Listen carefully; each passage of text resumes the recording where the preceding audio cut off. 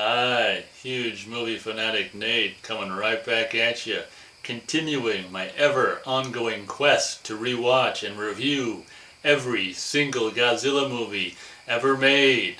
And I am continuing to do it. And I'm coming at you with the review for the last 1970s Godzilla movie ever made, unless they make a time machine and go back into the 70s and make another one. Terror of MechaGodzilla. So this is crazy, man. They made it for every year for like how many years? I don't know, 5. They made a Godzilla movie with Hedorah. 71, 72 was, I don't know, was that Gigan probably? Yeah. 73 was Megalon. 74 was MechaGodzilla, and 75 is Terror of MechaGodzilla. And having rewatched it, I have to say this is my least favorite of the 70s Godzilla movies. I have I don't know what it was called, the outfit that put it out I just went out of my mind right now. It's right on the tip of my mind. Oh well, not classic media. Fuck.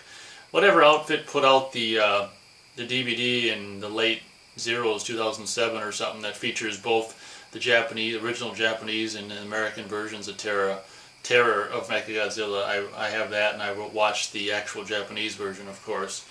And Jesus, I can't think of the name of the outfit anyway. They're the outfit that put it out, and that's what I rewatched. So I'm reviewing the actual Japanese version. I didn't see this movie. I didn't have this movie as a kid. It might have not have been available in North America when I was a kid. I didn't see it until like 1998 when the actual Roland Emmerich Godzilla came out. There was this low budget outfit put out a lot of these Godzilla movies on DVD, just a crappy pan and scan version and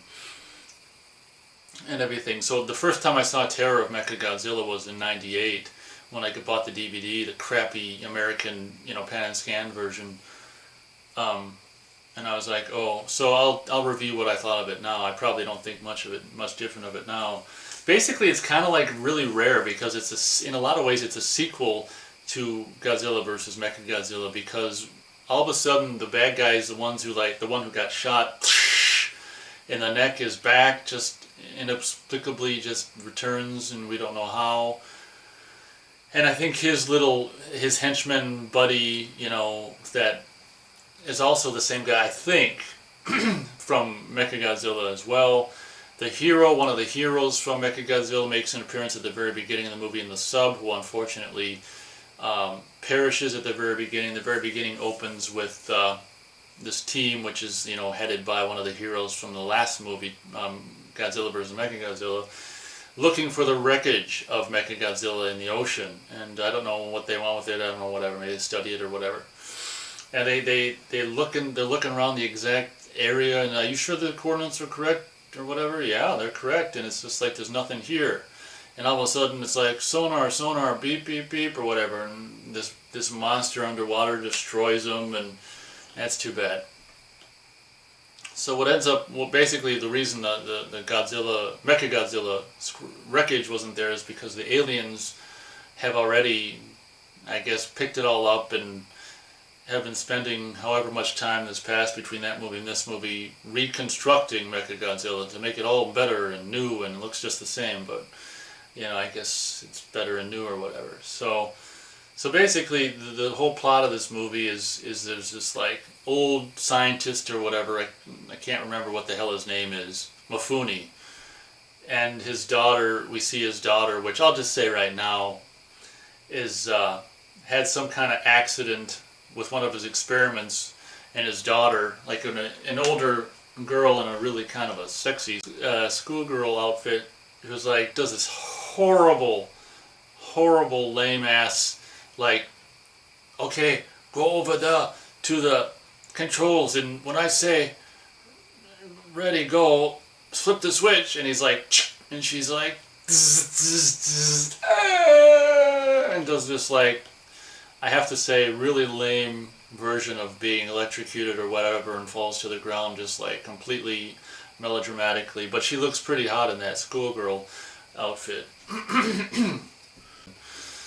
And So basically, spoiler alert, oh gosh, so the aliens were in cahoots with him back then, I guess, and the aliens were able to save his daughter's life by basically taking out all of her human innards and putting in robot innards. So basically, she's a Terminator, Terminatrix with, she's robotic and with just her normal, I guess, Santa given, or Buddha given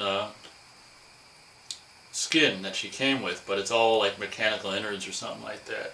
So basically the aliens are able to blackmail this Mifune, this, the girl's father, because they're like, well, if we hadn't saved your daughter, she'd be dead now. Of course, technically, I don't know, I guess she kind of is, but whatever.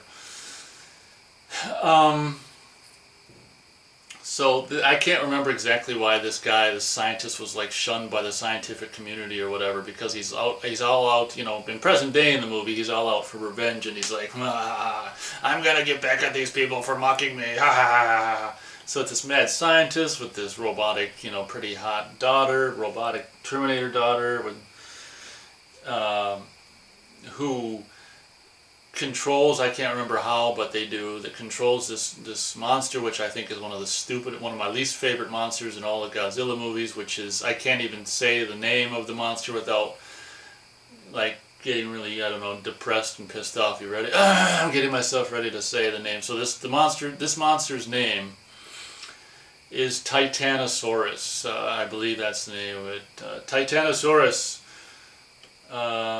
When it's not only a stupid name of a monster, it's a stupid design. Like Titanosaurus's thighs remind you of, like, I don't know, your mother-in-law's thighs, and it's just like, I don't have a mother-in-law, but if I did, it's like probably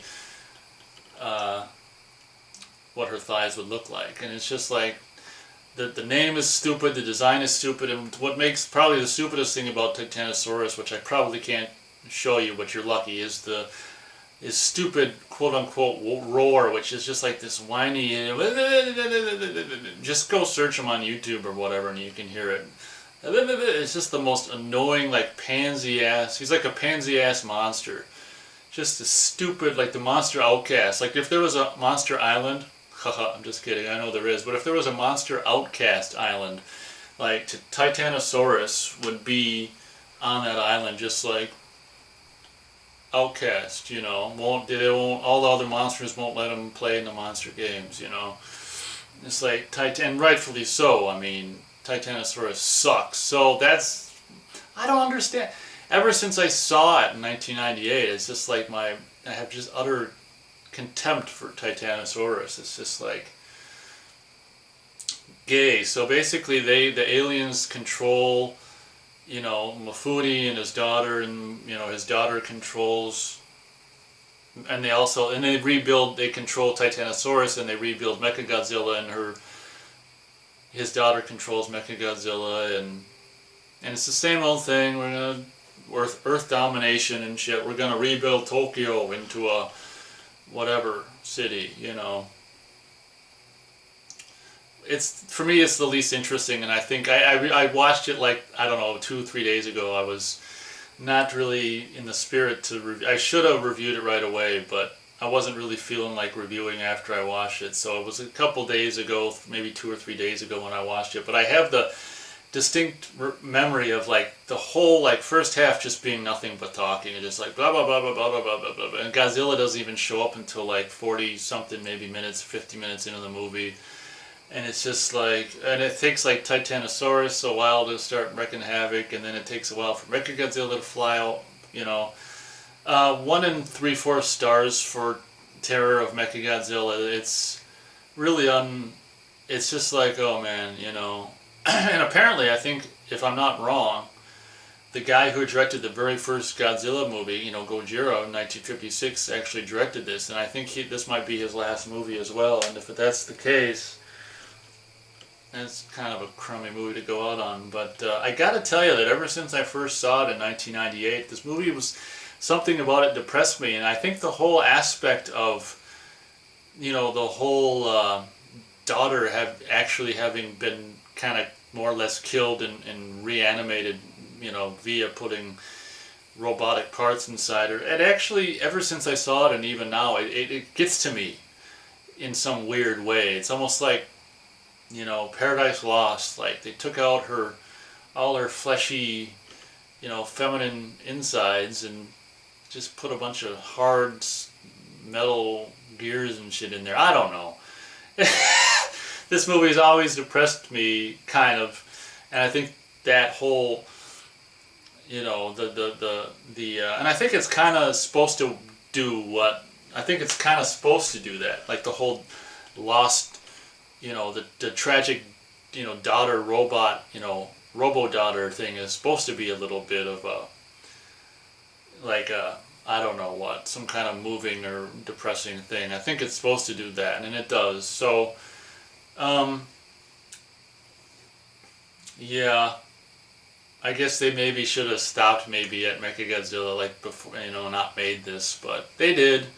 I would not, you know, say go. I wouldn't recommend it. I wouldn't say go out and see this or anything by any stretch of the imagination. You know, if you can find it cheap and you got nothing else, you want to see how, I don't know, one of the not so great Godzilla movies is, then by all means please see it. But I think maybe that'll do it. 1 3/4 stars for Terror of MechaGodzilla, and that does it, man. The 70s are over, the 50s are over, and the 60s are over. For me, from here on out, it's nothing but pretty much badass Godzilla movies, and I'm actually really excited, and the momentum will probably continue of just rewatching these because I pretty much like everything else, you know, here on out, except for the movie that came out this year, the new, you know, 2014 American Godzilla. So thank you very much for watching, and we'll catch you in the next video.